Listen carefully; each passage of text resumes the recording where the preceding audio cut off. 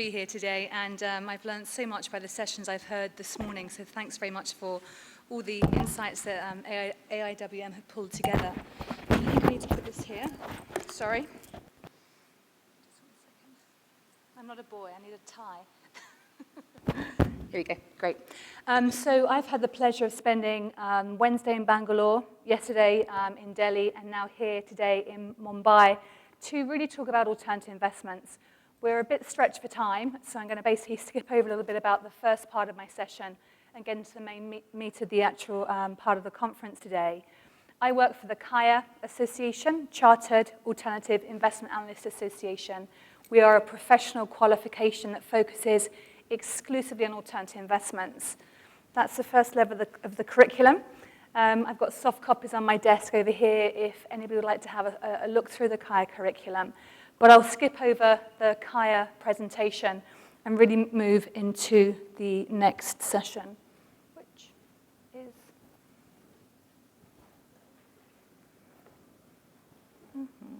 sorry. May I have some help, please? Sorry. Oh, excellent. Thank you. Always ask the expert. I hadn't turned it on. Thank you, sir. So let's just nip through here. Okay. So we talk about hedge funds in our curriculum in both level 1 and level 2, but the interest in alternative investments, not just hedge funds, private equity, venture capital, real assets, real estate, infrastructure, we're seeing more and more investors go further up the risk-return curve and needing to be more familiar with what's going on around the alternative investment sector. We've seen some brilliant changes by the regulator here on the ground in India. SEBI are coming out with a whole bunch of rules and regulation changes that affect private equity, venture capital, and hedge funds. And I think we're going to see a great deal more activity from SEBI in the next 6 to 12 months. First and foremost, the hedge funds industry. I've been very lucky. I've worked in this sector for almost 20 years here in Asia, really across the hedge fund, fund of fund, and private equity sector. I think the biggest things that strike me when I talk about hedge funds to any family, to any individual, to some of the journalists that are out there as well, is there are these myths, these surprises, these unicorn suggestions that these things are very, very scary and they're therefore very, very shady. That's not the case. Hedge funds didn't cause global financial crisis. That was the banking crisis. Less than 1% of all hedge funds globally run net short positions. And what that means is if you're running a short position, you're taking a bet that the market's going to go down. You can buy back that position at a cheaper price. Less than 1% of all hedge funds globally do that. And so they don't disable and create problems in the community. Here in India, hedge funds are permitted to have a 2 times leverage max, so therefore you can't borrow more than 2 times what you put in. Leverage levels around the world have changed and come off considerably post-GFC, where there were funds that were having 6, 7, 8, 10 times leverage, which was being employed. But here in India, we have a 2 times leverage limit, and in most of the world, it's actually 3, 4, 5 times. The banks don't get paid to lend money anymore, and it's a little bit more difficult to get money for those funds. I think a very interesting development that was announced here in India just 1 month ago is that the AIF, the Alternative Investment Funds rule and regulations from SEBI, are putting together a committee, a standing committee to look at how India should embrace and capitalize upon the interest that we're seeing in alternative investments. So a gentleman by the name of Narana Murthy, I hope my pronunciation was right, who is the CEO of Infosys, he's been asked to really lead the charge on what's going to happen here in India. We're delighted from a CAIA perspective to say that we have people that have taken our designation that work in SEBI. I've been working with those guys for a number of years, really helping craft and build and contribute to how that blueprint here in India will be developed. I'm so excited about what's going to actually happen here in that community because we've got the right operations, the right structure, the right people now here that are really going to move things forward. I think it makes sense just to get a feel for what really happened to this industry, and then we'll see what's really happened post-GFC to get a feel for quite how resilient the hedge fund sector is. Now, the first thing that happened in this big GFC, the global financial crisis, is Lehman's failed. Too big to fail, but it still went belly up and unfortunately did cause major havoc to the global financial services sector. Then the immediate reaction, the immediate knee-jerk was, okay, let's stop short selling. Again, we learned before, less than 1% of all hedge funds globally actually short sell, but let's stop short selling.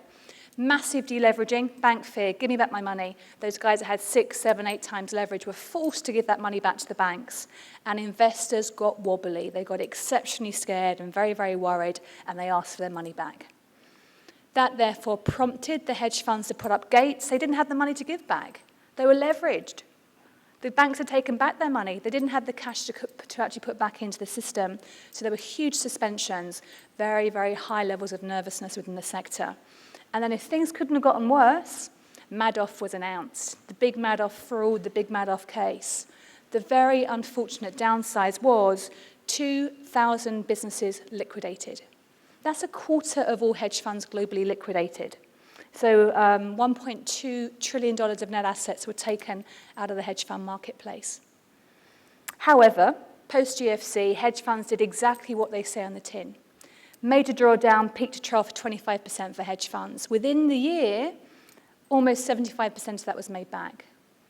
Equity market, by comparison, peak to trough, need my glasses, 53%. And they'd come back up to 27, half of their returns have been made. So hedge funds, yes, they were bitten badly, but my word, they've come back.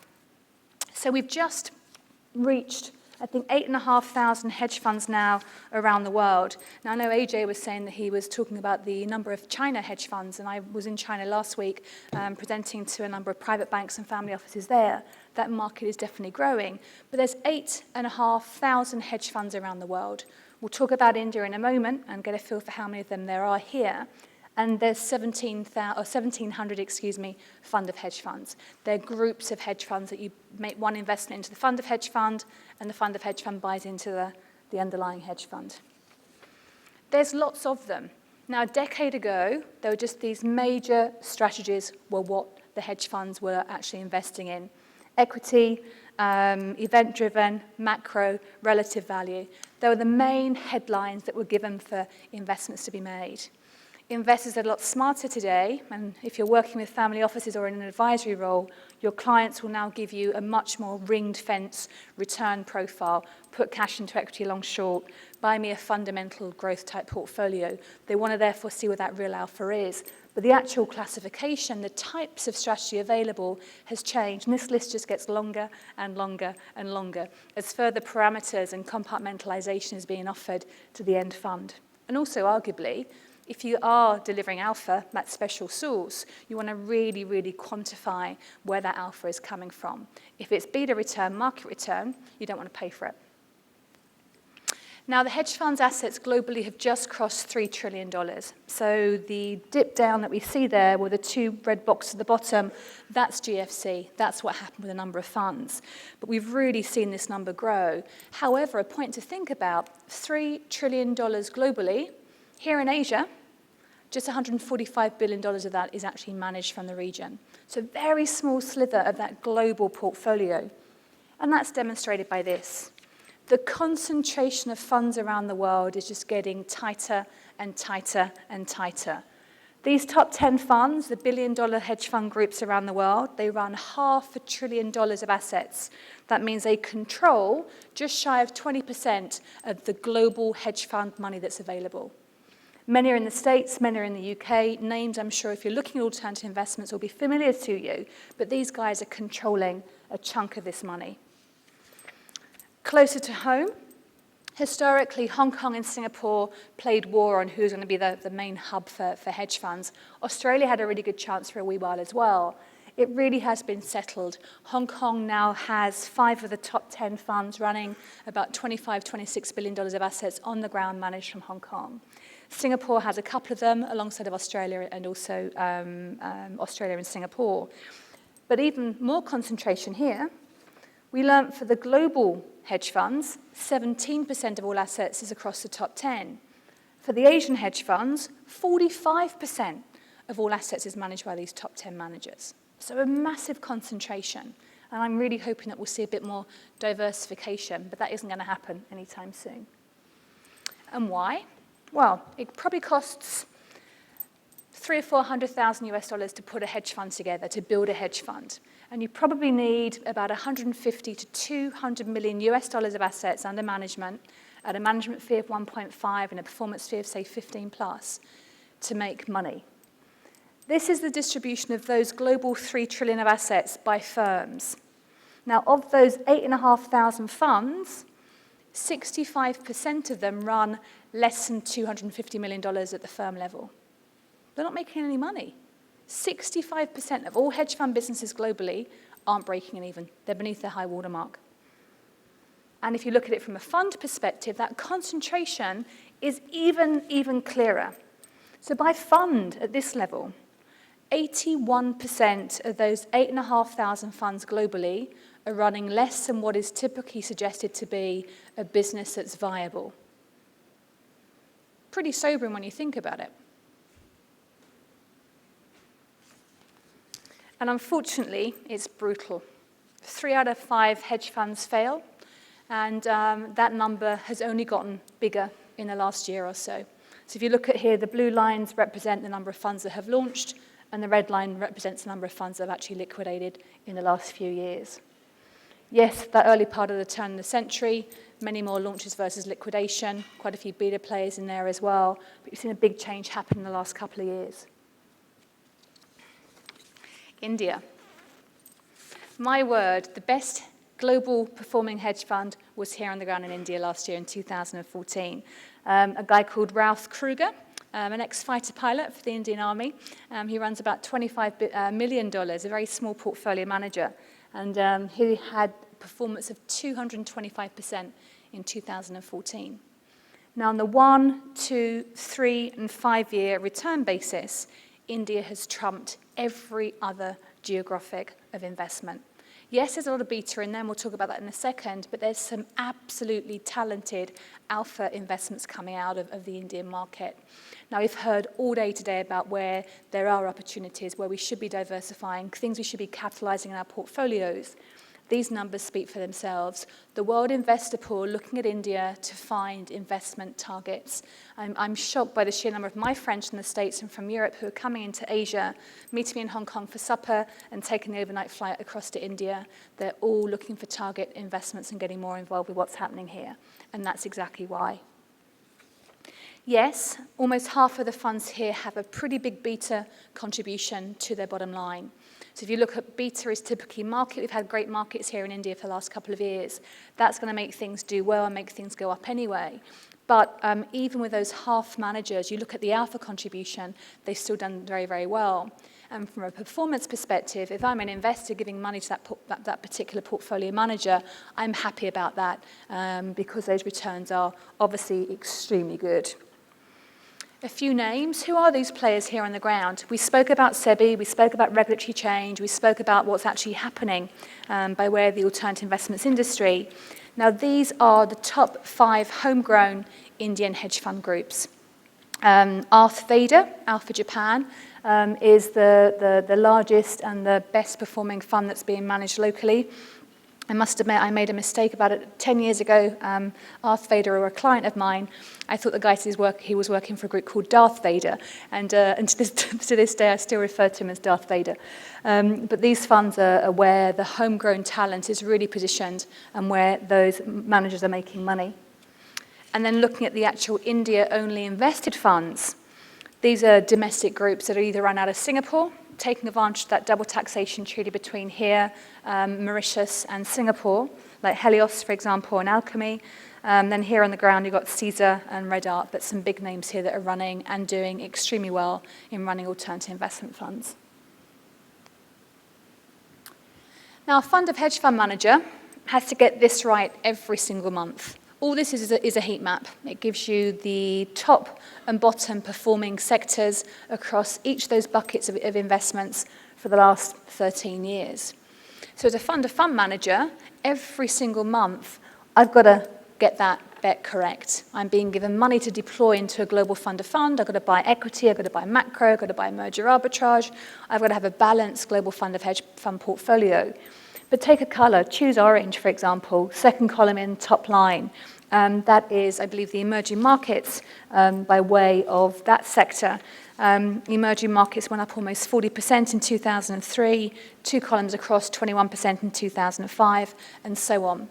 So if you are a fund of fund manager, or indeed you're making your own investment diversification choices, recognizing the benefits of looking further up the risk return curve, one's got to get that right every year. So you'd kind of think that fund of funds would be doing better than they are, and they're not. They really are not doing very well at all. They had a brilliant time at the turn of the century. There are many of them running an awful lot of money. But unfortunately, they've had huge redemptions during GFC. Madoff has scared off a great many people, and they just haven't ever kind of gone back to where they were. They're having a real identity crisis on what it is that they're actually doing. In fact, there's been net outflows from fund of funds the last 7 years, and that doesn't really look like it's going to change anytime soon. And again, complete and utter concentration. This bifurcation, this institutionalization we're seeing in the alternative investment sector, nothing more prevalent than here for fund of funds. So the top 10 fund of funds, they run 40% of all global fund of fund money. It's career risk investment. If you're a pension fund, you're a large insurance company, you want to diversify, you want to put cash into something different. You don't want to buy the non-branded group. We heard before about the session about branding. You don't want to buy the group that doesn't have BlackRock or Blackstone or Morgan Stanley attached to it. But again, that concentration of investments is breathtaking. So where is the money in Asia? I pulled together some stats on just my own kind of market research and groups that I kind of speak to. The biggest single investor across the region is the CAIA out of China. They have more than $25 billion of assets in hedge funds alone, multiples of that in private equity, multiples again in infrastructure finance. The sheer wealth they are deploying into this sector is breathtaking. The Future Fund in Australia, they invest only in alternative investments. So there's lots of investor types across the region here. They're doing some very, very interesting things. And again, the sheer number of funds coming into Asia, trying to get cash from these funds as well, has increased dramatically. So we've spoken about bifurcation, we've spoken about institutionalization. I think for India, we have a different opportunity here. There's a lot of wealth management groups, there's a lot of private banking groups, there's many more family offices being set up. And I think the family offices will be quite smart. They'll continue to make target investments into seeding or partner investments into different things. And we're going to see a lot of change across the alternative investment sector. And I think India is in a very, very good place to capitalize upon that.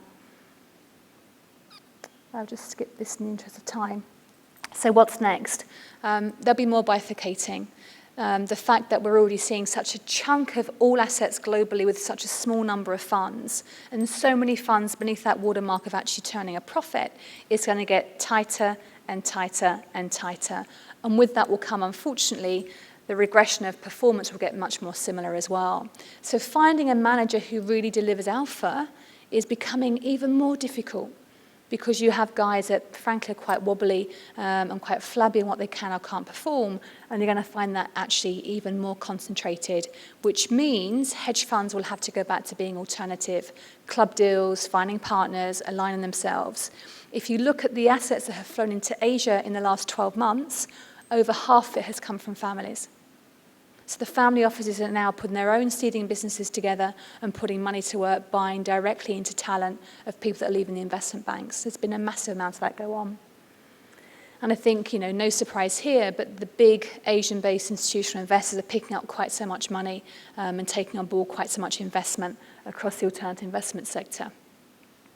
So that's a bit of a complete, cartwheel through and a bit of a roller coaster through the global hedge funds community and the fund of hedge funds community. Again, I work for the CAIA Association. We provide qualifications and education around alternative investments. I hope giving you some insights on what's gone on in the global hedge fund space, what's happening here in Asia, and more particularly what's happening here on the ground in India has been somewhat insightful. I generally feel that we're going to see a lot of change and more change build on what we've seen already from SEBI, and I'm excited about what that prospects hold for the local Indian marketplace. I think I'll stop there and ask if there are any questions. And I know both Aditya and BD were quite keen to move on to the next session. So any questions or thoughts from those sessions? Yes, sir. Yeah. Hi. You mentioned that SEBI is working on some changes. So are there any changes pending on this AIF Category 3 classification? Because the pass-through didn't come through in this past budget. So what are your thoughts on it, and what was the reason behind them kind of not treating it as pass-through? So pardon me if I answer the question, what is the reason behind the AIF rule? Yeah, I mean, well, let's not worry about the past, but what do you think in the future? Is it on the cards or? I think it's definitely on the cards. And I think the reality is the existing blueprint of regulatory structure in India isn't very accommodative or indeed very lubricative to assist with things that aren't linear, that aren't a mutual fund, that aren't equity related, aren't fixed income related. So the regulator have had to kind of stretch their process, stretch their procedures, which has happened over the last few years. Then you hit a point where you can't stretch anymore. You have to kind of cut your ties and put something very bespoke and something very specific together. And that's why I think the fact that there's this committee that has been built by leading industry practitioners to aid and assist the regulator is going to really help with what goes on. So the fact that we now have our own code, our own regulatory regime around alternative investments, I think is going to really help with how the industry evolves. We had the announcement last month. I think there's more stuff coming as well, so we'll see a lot more change in the months ahead.